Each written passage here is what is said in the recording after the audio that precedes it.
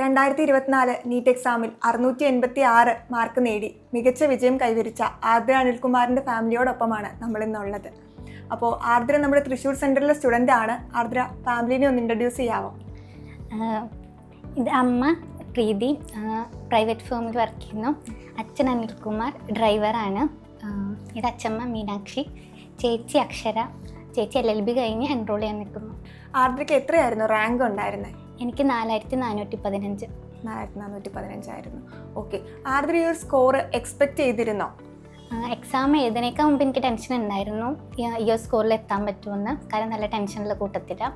പക്ഷേ എക്സാം എഴുതി കഴിഞ്ഞപ്പോൾ എനിക്ക് ഓവറോൾ നല്ല കോൺഫിഡൻ്റ് ആയിരുന്നു നല്ലൊരു മാർക്ക് കിട്ടുന്നുള്ളത്. കോൺഫിഡൻസ് ഉണ്ടായിരുന്നു. ഓക്കെ, ആർദ്രയുടെ സ്കൂൾ പഠനമൊക്കെ എങ്ങനെയാണ്, എവിടെ ആയിരുന്നു? ഞാൻ 10th വരെ ഇവിടെ അടുത്തുള്ള നിർമ്മൽ ജ്യോതിയിലാണ് പഠിച്ചത്. +1 +2 തൃശ്ശൂരിലെ CMSലാണ് പഠിച്ചത്. മോളുടെ ബ്രില്യൻ്റ് എക്സ്പീരിയൻസ് ഒന്ന് ഷെയർ ചെയ്യാമോ? ബ്രില്യൻറ്റിൽ എനിക്ക് നല്ല എക്സ്പീരിയൻസ് ആയിരുന്നു. പുറത്തുനിന്ന് കേട്ട് പരിചയമുള്ള പോലെ ഭയങ്കര സ്ട്രെസ്സായിരിക്കും എന്നൊക്കെ പറഞ്ഞിട്ടാണ് ഞാൻ ബ്രില്യൻറ്റിക്ക് എൻ്റർ ചെയ്തത്. പക്ഷേ തികച്ചും വ്യത്യസ്തമായൊരു എക്സ്പീരിയൻസ് ആയിരുന്നു എനിക്ക് ബ്രില്യൻറ്റിൽ നിന്ന് കിട്ടിയത്.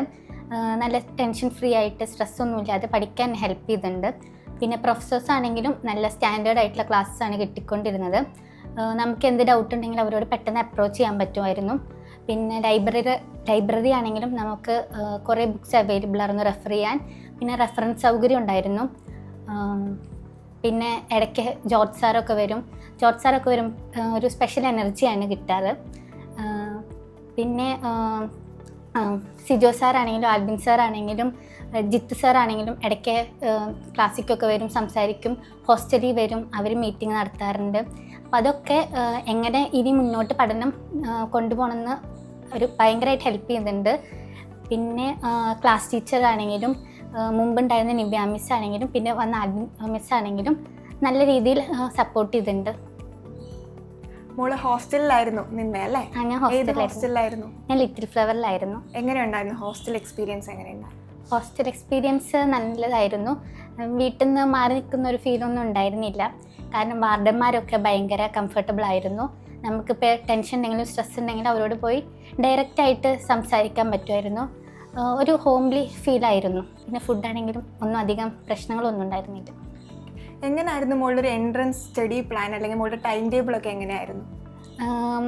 എനിക്ക് കൃത്യമായൊരു സ്റ്റഡി പ്ലാൻ ഞാൻ വെച്ചിട്ടുണ്ടായിരുന്നു. മെയിനായിട്ട് ഞാൻ നോക്കിയത് സ്ലീപ്പ് ഷെഡ്യൂളാണ്. അത് കറക്റ്റ് മെയിൻറ്റെയിൻ ചെയ്യാൻ പറ്റി. തുടക്കം തൊട്ടേ മോഡൽ എക്സാം കഴിഞ്ഞ് വീട്ടിൽ വരുന്ന വരെ ആ ഒരു സ്ലീപ്പ് ഷെഡ്യൂൾ എനിക്ക് മെയിൻറ്റെയിൻ ചെയ്യാൻ പറ്റിയിട്ടുണ്ടായിരുന്നു. പിന്നെ വീക്ക്ലി ടോപ്പിക്സ് തന്നെയാണ് മെയിൻലി വീക്ക്ലി എക്സാമിന് വന്നുകൊണ്ടിരുന്നത്. അതെനിക്ക് നന്നായിട്ട് ഹെൽപ്പ് ചെയ്തിട്ടുണ്ട് എൻ്റെ ഈ പ്രിപ്പറേഷൻ ടൈമിൽ. മെയിൻലി ഞാൻ ബ്രില്യൻറ്റിൻ്റെ ബുക്ക് തന്നെയാണ് ഫോക്കസ് ചെയ്യുന്നുണ്ടായിരുന്നത്. അപ്പോൾ വീക്ക്ലി എക്സാമിന് വരുന്ന ചാപ്റ്റേഴ്സിൻ്റെയും എല്ലാ ക്വസ്റ്റ്യൻസും ഞാൻ ചെയ്ത് നോക്കാറുണ്ട്. പിന്നെ ബ്രില്യൻറ്റ് ബുക്സ് മെയിൻലി കംപ്ലീറ്റ് ചെയ്യാൻ നോക്കാറുണ്ടായിരുന്നു ആ ഒരു വീക്ക് തന്നെ. ഏതായിരുന്നു മോളുടെ ഫേവറേറ്റ് സബ്ജക്റ്റ്? സ്കൂൾ ടൈമിൽ എനിക്ക് വലിയ ഫേവറേറ്റ് ഒന്നും ഉണ്ടായിരുന്നില്ല. പിന്നെ മാത്സ് എനിക്ക് കുറച്ചും കൂടി ഫേവറേറ്റ് ആയിരുന്നു. പിന്നെ നീറ്റ് എൻട്രൻസിക്ക് വന്നപ്പോൾ എനിക്ക് കുറച്ചുകൂടി ഡെപ്തായിട്ട് പഠിച്ചു തുടങ്ങിയപ്പോൾ ഫിസിക്സും കെമിസ്ട്രിയും ഒക്കെ ഈക്വലി ഇൻട്രസ്റ്റഡ് ആയിരുന്നു. മോൾ എന്തുകൊണ്ട് MBBS ചൂസ് ചെയ്യാനുള്ള കാരണം എന്തായിരുന്നു? മറ്റേ സ്പെഷ്യൽ റീസൺ ഒന്നുമില്ല. ചെറുപ്പം തൊട്ടേ സ്ഥലത്തൊക്കെ കാണുമ്പോൾ ഒരു അട്രാക്ഷൻ ഉണ്ടായിരുന്നു. പക്ഷെ അതിക്ക് പോകാനുള്ള ഗൈഡൻസ് ഒന്നും ഉണ്ടായിരുന്നില്ല. അപ്പോൾ അത് അങ്ങോട്ട് പോകണം, നീറ്റ് എഴുതി MBBS ചൂസ് ചെയ്യണം എന്നുള്ള വലിയ പ്ലാനൊന്നും ഉണ്ടായിരുന്നില്ല. പിന്നെ +1 +2 പഠനകാലത്താണ് പിന്നെയും MBBS വേണം, നീറ്റ് എഴുതണം എന്നൊക്കെയുള്ള ഒരു ഇത് വന്നതല്ലേ. ഓക്കെ, ഇനി എൻട്രൻസ് എഴുതുന്ന കുട്ടികളോട്, നീറ്റ് എഴുതുന്ന കുട്ടികളോട് ആർദ്രയ്ക്ക് എന്താ പറയാനുള്ളത്? മെയിൻലി ടെൻഷൻ ഇല്ലാതെ നോക്കുക, ടെൻഷൻ നമ്മുടെ കൺട്രോളിലാക്കാൻ നോക്കുക. പിന്നെ അപ് ടു ഡേറ്റ് ആയിട്ട് എടുക്കുന്നത് പഠിച്ചു പോവുക. ടെൻഷൻ നമ്മുടെ കൺട്രോളിലല്ലെങ്കിൽ നമുക്ക് എക്സാം ഫ്ലോപ്പ് ആവാൻ ചാൻസ് കൂടുതലാണ്. നമ്മുടെ 100% നമുക്ക് കൊടുക്കണമെങ്കിൽ നമ്മൾ മെജോറിറ്റിയും ടെൻഷൻ ഇല്ലാതെ എക്സാമിന് വേണ്ടി പ്രിപ്പയർ ചെയ്യാൻ നോക്കണം. മോഡൽ എക്സാം ടൈമിലൊക്കെ അത്യാവശ്യം നല്ല രീതിയിൽ തന്നെ ടെൻഷൻ വരാൻ ചാൻസ് ഉണ്ട്. പക്ഷെ അത് നമ്മുടെ കൺട്രോളിലാക്കുക. ഇപ്പോൾ നല്ല ടെൻഷൻ ഇരിക്കുന്ന സമയമാണ് നമുക്ക് ആരോടാണോ കംഫർട്ടബിൾ അവരോട് സംസാരിക്കാം. ചിലപ്പോൾ നമുക്ക് പാരൻസ് ആയിരിക്കാം, ചിലപ്പോൾ വാർഡൻ ആയിരിക്കാം, ചിലപ്പോൾ മെൻറ്റേഴ്സ് ആയിരിക്കാം, ചിലപ്പോൾ പ്രൊഫസേഴ്സ് ആയിരിക്കാം. ആരോടാണ് നിങ്ങൾക്ക് കംഫർട്ടബിൾ അവരോട് നിങ്ങൾ പോയി സംസാരിച്ച് നിങ്ങളുടെ ടെൻഷൻ ഒന്ന് റിലീവ് ചെയ്യാൻ നോക്കുക. അത് ബെസ്റ്റ് ആയിരിക്കും. ഓക്കെ, സോ നമുക്കിവിടെ കാണാം ആർദ്രയുടെ ഫാമിലി ആണെങ്കിലും ഒത്തിരി സന്തോഷത്തിലാണ് ആൾക്ക് ഈ ഒരു സ്കോർ കിട്ടിയതിൽ. നമുക്കപ്പോൾ അവരുടെ ആ ഒരു സന്തോഷം നമുക്ക് കേൾക്കാം. അച്ഛൻ എന്താ പറയാനുള്ളത്? ഈ ഒരു സ്കോർ കിട്ടുമെന്ന് പ്രതീക്ഷിച്ചിരുന്നോ മോൾക്ക്? പ്രതീക്ഷ 2 പ്രാവശ്യം രീതിയിലല്ലേ, പിന്നെ പരീക്ഷ കുഴപ്പമില്ല, വണ്ടി നിന്നിട്ടൊക്കെ ജോലിയൊക്കെ വന്നത് കുഴപ്പമില്ല, മാർക്കറ്റ് പ്രതീക്ഷിച്ചിരുന്നു. അപ്പോൾ ആളെ എങ്ങനെ പഠിക്കുന്ന കാര്യത്തിൽ എങ്ങനെയായിരുന്നു? നന്നായി പഠിക്കുന്ന കൂട്ടത്തിലായിരുന്നു. അമ്മയ്ക്ക് എന്താ പറയാനുള്ളത്? പഠിക്കുന്നത് ആള് ചെറുപ്പം മുതലേ നന്നായി പഠിച്ചു പോവായിരുന്നു. അപ്പോൾ എക്സാമിന്റെ കാര്യത്തിൽ നല്ല ടെൻഷൻ ഉണ്ട്. അതാണ് നമുക്കൊരു എനിക്ക് പേടിയുണ്ടായിരുന്നത് അതായിരുന്നു. അവള് ടെൻഷൻ അടിച്ചിട്ട് എന്തെങ്കിലും കൊണ്ട് കളയോ എന്നുള്ളൊരു ഇതുണ്ടായിരുന്നു. പഠിക്കുന്ന കാര്യത്തിൽ ടെൻഷനും പേടിയൊന്നും ഉണ്ടായിരുന്നില്ല. പക്ഷെ പെട്ടെന്ന് ആള് കയ്യിൽ നിന്ന് പോവായിരുന്നു. അതായിരുന്നു ഒരു പേടി ഉണ്ടായിരുന്നത്. അപ്പൊ എക്സാം കഴിഞ്ഞ് വന്നപ്പോ തന്നെ ആള് നല്ല ഹാപ്പി ആയിരുന്നു. പിന്നെ മാർക്ക് നോക്കിയപ്പോഴും നല്ല മാർക്ക് കണ്ടപ്പോ ആള് ഓക്കെ ആയിരുന്നു, നല്ല ഹാപ്പി ആയിരുന്നു ഈ ഘട്ടം. എന്തുകൊണ്ടാണ് കോച്ചിങ്ങിന് ബ്രില്യന്റ് തന്നെ ചൂസ് ചെയ്യാനുള്ള കാരണം എന്താ? ബ്രില്യന്റിന്റെ റിസൾട്ട് നമ്മൾ പണ്ട് മുതലേ ശ്രദ്ധിക്കാറുണ്ട്. അപ്പോൾ ആൾക്ക് നീറ്റ് എന്ന് പറഞ്ഞപ്പോൾ പിന്നെ വേറെ ഒന്നും നമുക്ക് വേറെ ഒരു ഓപ്ഷൻ ഇല്ലായിരുന്നു. അപ്പോൾ ബ്രില്യന്റിൽ തന്നെയായിരുന്നു.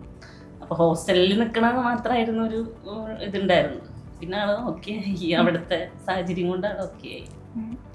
ചേച്ചിക്ക് എന്താ അനിയത്തിയുടെ ഒരു വിജയത്തിനെ കുറിച്ച് പറയാനുള്ളത്? ഒന്നും തീരില്ല, സന്തോഷം ഉണ്ടാവുള്ളൂ. ഹാർഡ് വർക്ക് നമുക്ക് കിട്ടി, നല്ല കൂളായിട്ട് ടെൻഷൻ ഫ്രീ ആയിട്ട് എഴുതിയായിരുന്നു. കുഴപ്പമില്ല. ഇപ്പോൾ പ്രാവശ്യം ആളുടെ ഹാർഡ് വർക്കും ബ്രില്യന്റിന്റെ കോച്ചിങ്ങും അത് രണ്ടുമാണ് ആൾക്ക് ഈ ഒരു വിജയം സമ്മാനിച്ചത്. അച്ഛമ്മ എന്താ പറയാനുള്ളത്? അച്ഛമ്മയ്ക്ക് നല്ല മാർക്ക് കിട്ടി, നല്ല സന്തോഷമുണ്ടല്ലേ? മോള് ബ്രില്യന്റിലെ മോഡൽ എക്സാംസ് ഒക്കെ അറ്റൻഡ് ചെയ്തിരുന്നു. അത് ഈ ഒരു ലെവലിലോട്ട് എത്താൻ മോൾക്ക് പറ്റിയിരുന്നോ? ഈ വട്ടത്തെ മോഡൽസ് ഒക്കെ എഴുതിയപ്പോൾ എനിക്ക് ഈ റേഞ്ചിൽ തന്നെയായിരുന്നു മാർക്ക് ഉണ്ടായിരുന്നത്. പിന്നെ ബ്രില്യൻറ്റിലെ മോഡൽ എക്സാംസ് എന്ന് പറയുമ്പോൾ നമുക്ക് ഈസി തൊട്ട് നല്ല ടഫുള്ള പേപ്പേഴ്സ് വരെ കിട്ടിയിരുന്നു. അപ്പോൾ ഈ എക്സാംസ് ഒക്കെ എഴുതുമ്പോൾ ഈ ഒരു മാർക്ക് റേഞ്ചിൽ തന്നെ നിന്നുകൊണ്ട് എനിക്ക് ഭയങ്കരമായിട്ട് അത് എൻ്റെ കോൺഫിഡൻസിനെ കൂട്ടാൻ സഹായിച്ചിട്ടുണ്ടായിരുന്നു.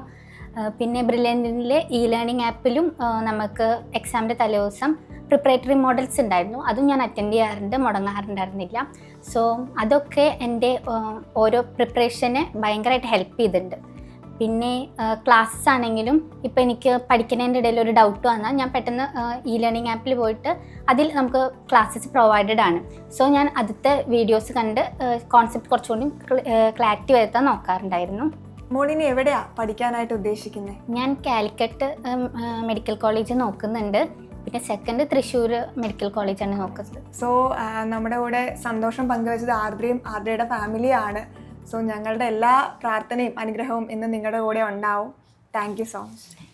എൻട്രൻസ് സംബന്ധമായ വാർത്തകളും അപ്ഡേഷനുകളും ഏറ്റവും വേഗം ആധികാരികമായി അറിയാൻ ബ്രില്യൻ സ്റ്റഡി സെന്റർ പാല യൂട്യൂബ് ചാനൽ സബ്സ്ക്രൈബ് ചെയ്യുക. ബെല്ലൈക്കൺ അമർത്തുക. ഈ വീഡിയോ മറ്റു സുഹൃത്തുക്കളിലേക്ക് മാക്സിമം ഷെയർ ചെയ്യുക.